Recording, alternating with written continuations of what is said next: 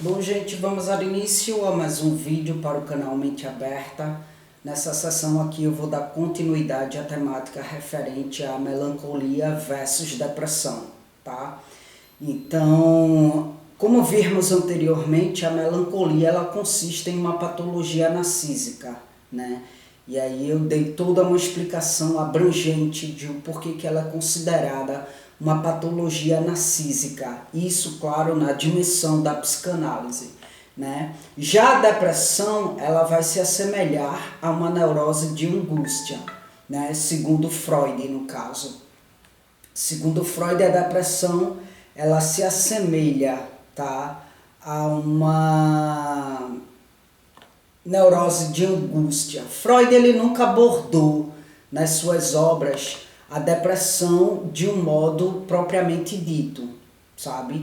Ele nunca abordou nas suas obras clássicas a depressão de forma propriamente dita, né? Freud ele vai usar o termo estados depressivos, e um estado que vai estar aí presente em qualquer estrutura clínica.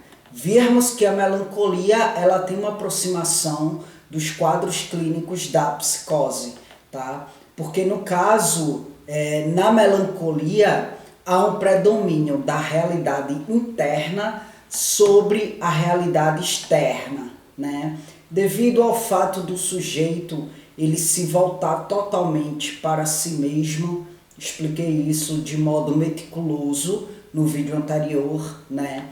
Ele se isola da sociedade, e vemos também que na melancolia há uma tendência muito acentuada ao suicídio, e muito mais do que na depressão, né?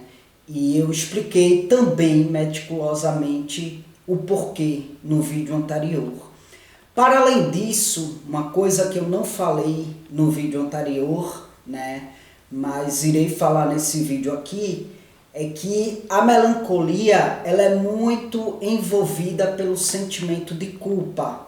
E aí a literatura, na dimensão da psicanálise, explica que esse sentimento de culpa são demandas inconscientes, ainda decorrentes do complexo de Édipo, daquele momento lá em que o sujeito desejou a morte da figura daquele que exerce a função paterna, né? Então, o melancólico ele vai se desenvolver com o seu supereu, no caso superego, né? Atacando no caso o eu, atacando no caso o ego, por conta desse ato, certo? E é daí que vem o fato de o melancólico geralmente se sentir o pior dos piores seres humanos, tá? É por conta dessa demanda inconsciente concernente lá à etapa do complexo de Édipo, tá? O superego ele vai estar ali apontando o dedo para o ego e dizendo como você pode ter desejado a morte de uma figura parental sua, né? Então é daí que vem esse sentimento de culpa, certo? Claro que isso a nível inconsciente, tá, gente? A nível inconsciente, o superego vai estar ali apontando o dedo para o ego, né? E questionando como que você pode ter desejado a morte de uma figura parental sua, tá? E é aí que o melancólico ele se humilha, ele se sente uma pessoa indigna, né? Ele é munido por um delírio de inferioridade que o leva à insônia, que o leva às pulsões de autodestruição, tá? Pois bem, tratando-se da depressão, a depressão também é munida por essa falta de interesse pelo mundo, o mundo exterior, tá? Mas no caso da depressão, o sujeito ele vai ser munido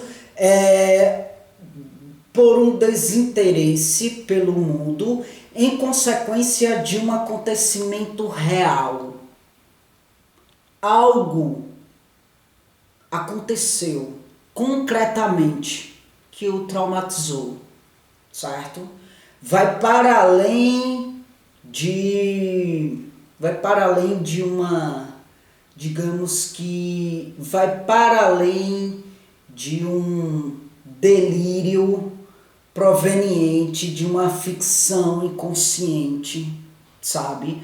Como é o caso do melancólico, né? Quando eu falo de ficção inconsciente, eu estou me referindo ao complexo de Édipo, tá? A todas essas demandas conflituosas que são inerentes dessa ficção que acontece na infância a nível inconsciente, que é o complexo de Édipo, tá?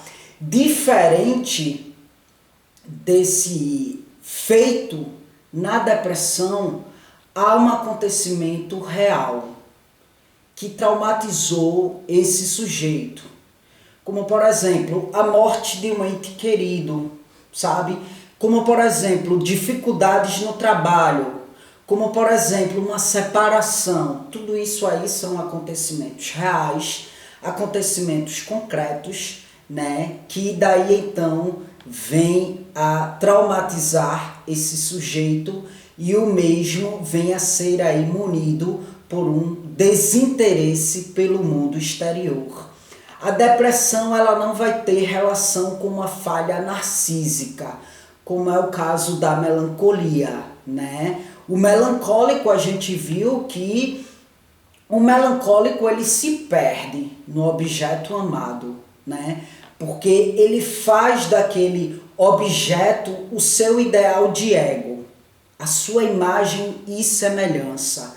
Ele ama aquele objeto como se aquele objeto fosse ele mesmo. Por quê? Porque a melancolia consiste em uma falha narcísica, em uma patologia narcísica, tá?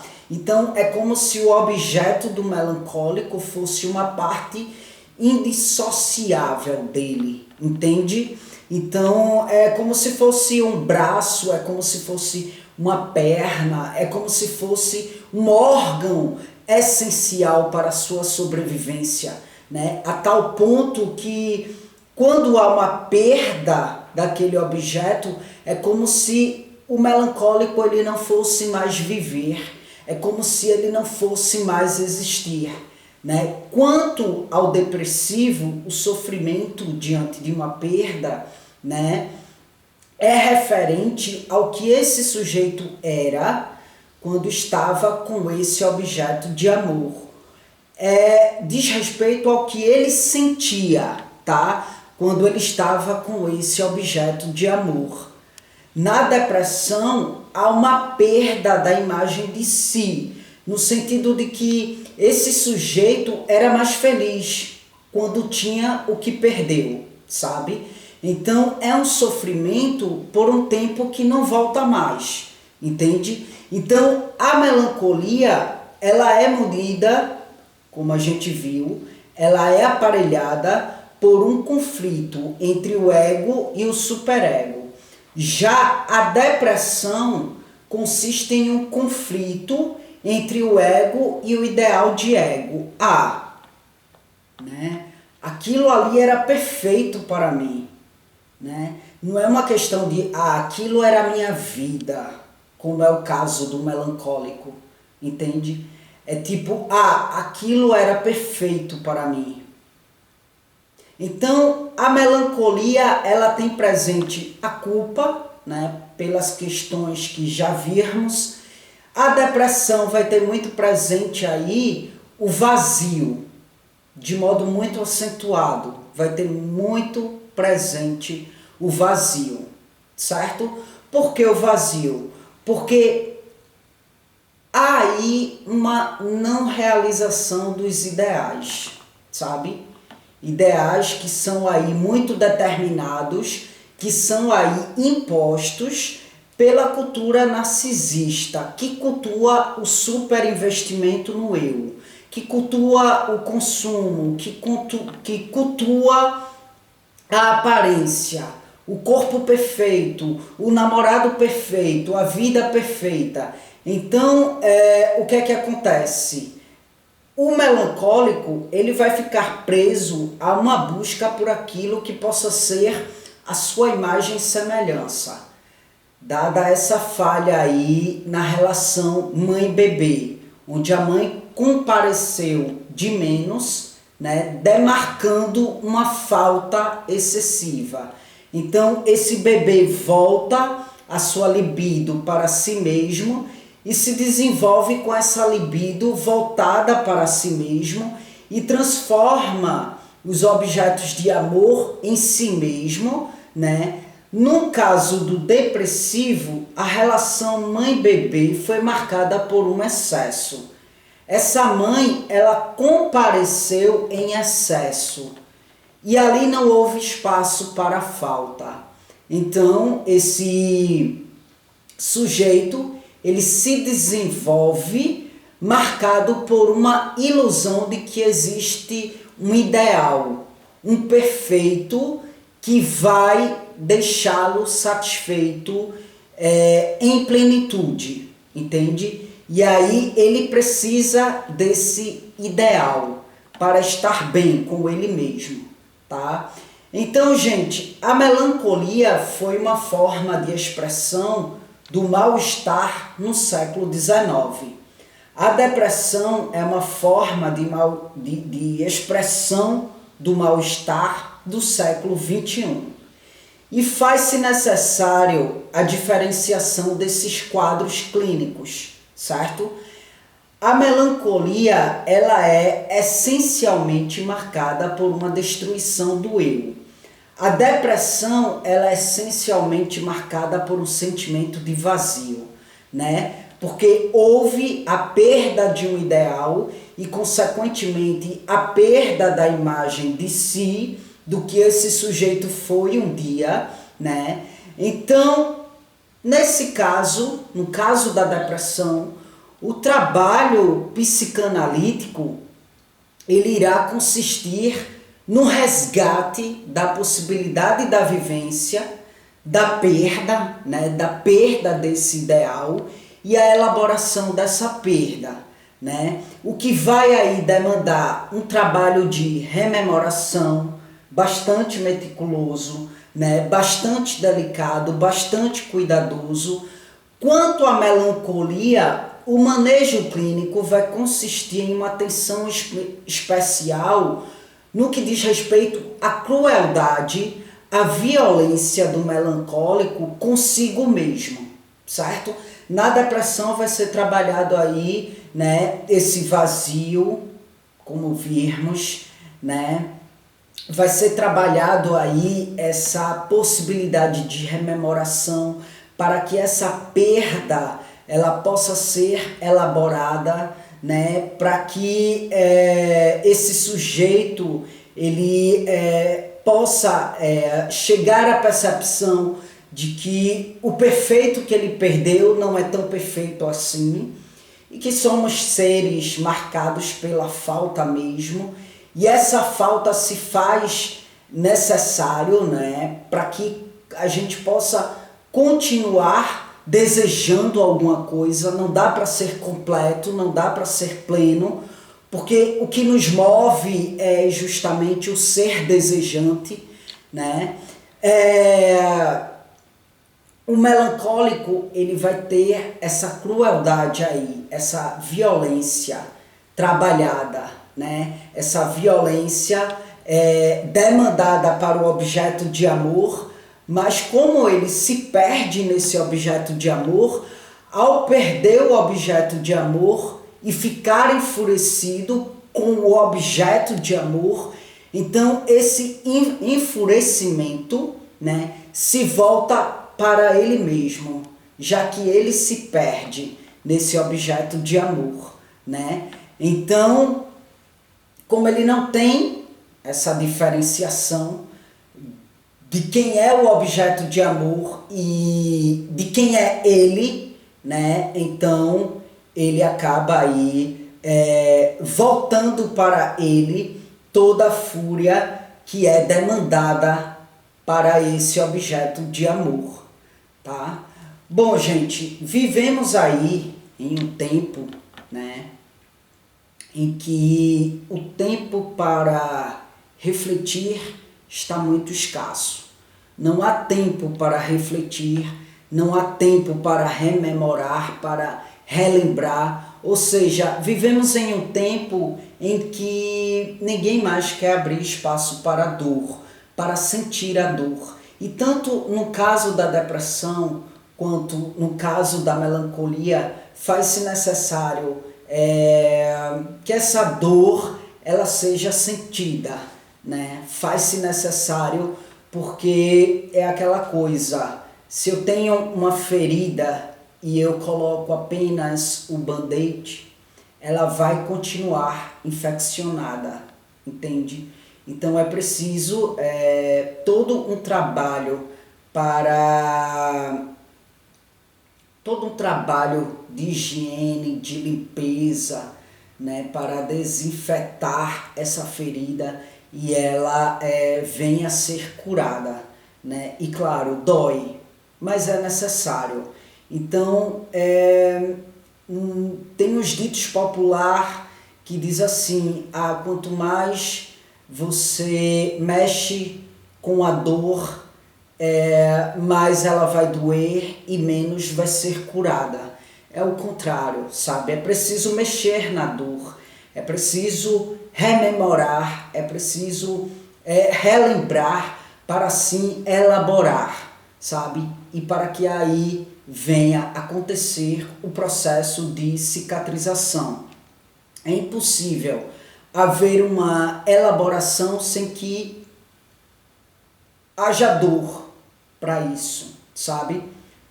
Vivemos em um tempo aí em que o ser humano ele é convidado o tempo todo a reagir às suas experienciações doloridas, né, de modo rápido, de modo efêmero, né? Os estados melancólicos eles são aí diluídos, né, nos estados depressivos erradamente.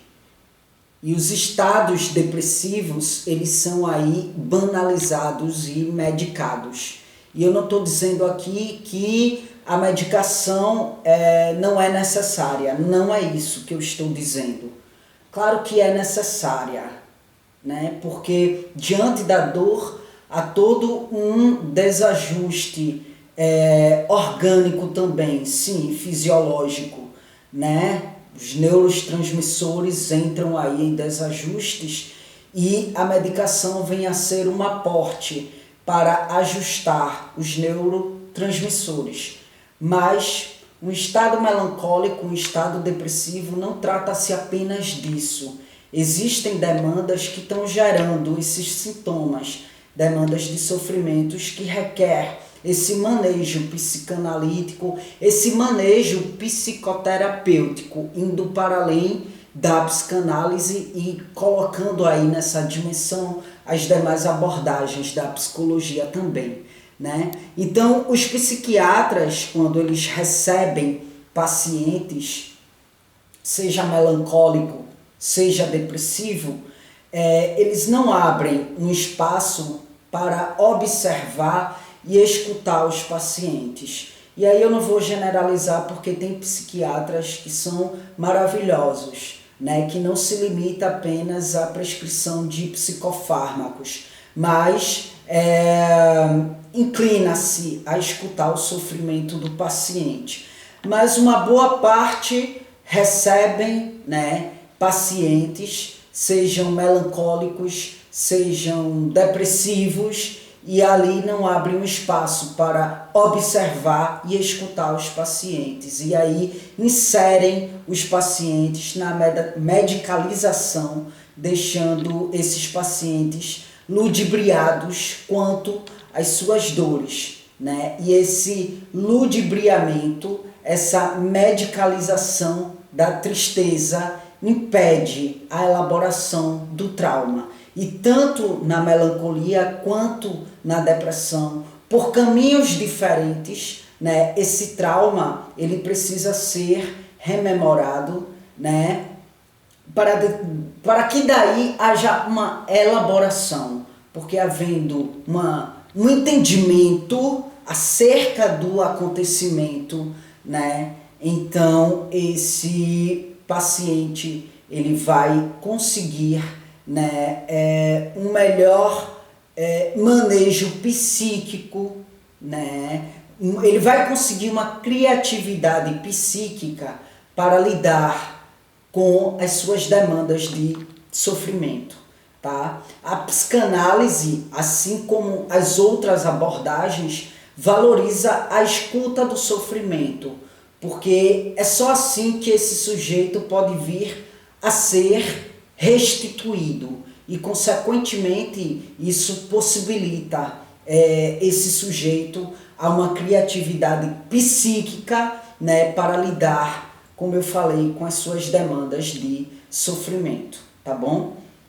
Antes de encerrar o vídeo, eu gostaria de responder aqui a uma seguidora, a Simone, onde no vídeo anterior ela indaga o seguinte: uma mãe depressiva pode ficar ausente inconscientemente para este bebê? Ou seja, a mãe morta, ela depressiva, não investe libidinalmente em seu bebê, e aí este bebê não tem este investimento?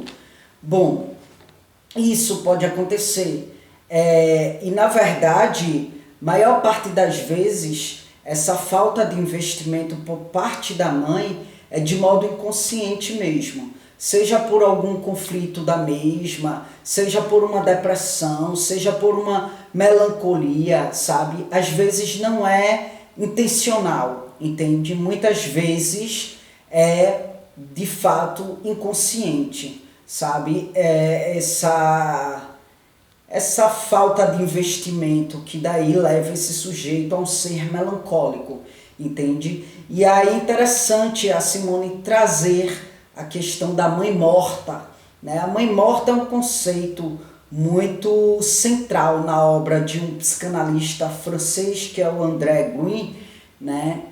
Onde ele fala justamente dessa mãe que não é a mãe morta literalmente, mas é a mãe que existe, mas é apática, ou seja, que não demanda esse investimento necessário para a saúde psíquica do seu bebê, entende? Então, sim, por uma questão de depressão, por uma questão de melancolia também, ou alguma outra demanda de sofrimento, inconscientemente essa mãe, ela pode vir aí a não investir libidinalmente nesse filho, nesse bebê, tá certo?